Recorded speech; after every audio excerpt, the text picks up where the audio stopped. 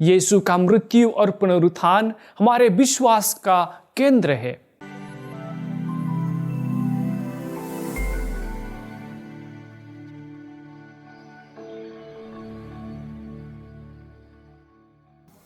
आप सबों को यीशु। प्रिय भाइयों तथा बहनों, इस रविवार हम खजूर रविवार मनाते हैं। इसे प्रभु के दुखभोग का रविवार भी कहा जाता है। इस रविवार को हम यरूशलेम में यीशु के भव्य प्रवेश की यादगारी मनाते हैं। इस रविवार की कुछ खास बातें हैं जिसे हम याद करते हैं। वह है खजूर की डलियां और लंबी लंबी पाठ।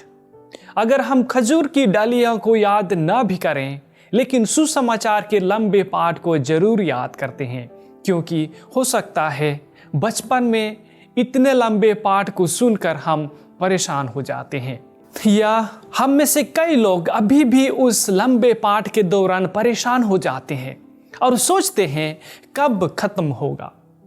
कभी कभी लगता होगा क्या उस पाठ को छोटा नहीं किया जा सकता। भाइयों एवं बहनों, खजूर रविवार के अवसर पर यह लंबा पाठ होना जरूर एक मकसद से है। उसे पढ़ना और सुनना, उसके पीछे जरूर एक कारण है। इन पाठ के द्वारा हम यीशु के महान बलिदान को याद करते हैं।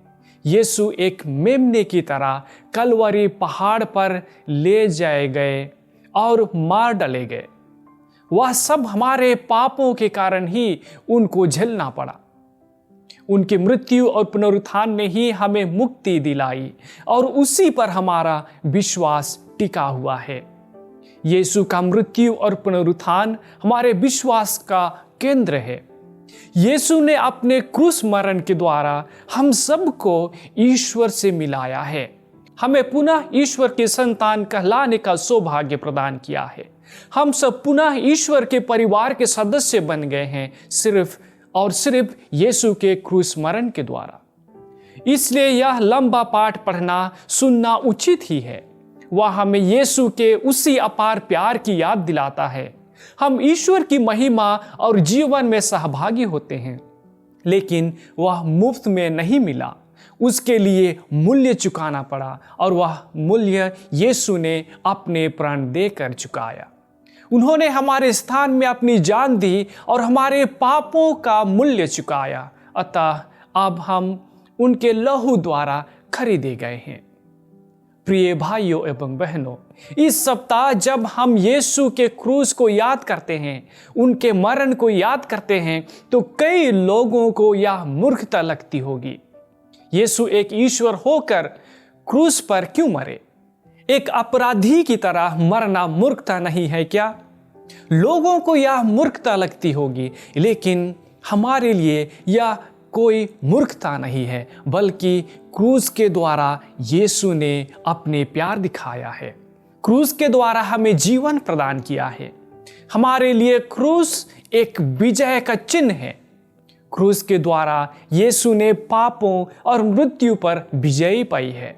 इसलिए अभी जो हम जीवन जीते हैं वह हमारा नहीं, बल्कि यीशु द्वारा दिया हुआ उपहार है। अब हमारे शरीर में यीशु का जीवन संचारित होता है। हमें संत पौलुस के साथ कह सकना चाहिए, मैं मसीह के साथ क्रूस पर मर गया हूँ। मैं अब जीवित नहीं रहा, बल्कि मसीह मुझ में जीवित रहता है। गलतियों के नाम संत पौलुस का पत्र अध्याय 2 वाक्यांश 19 से 20। इसलिए आइए हम यीशु के क्रूस पर गौरव करें और उसके अपनी कृतज्ञता प्रकट करें, क्योंकि उसके द्वारा ही हमें जीवन प्राप्त हुआ है। आमीन।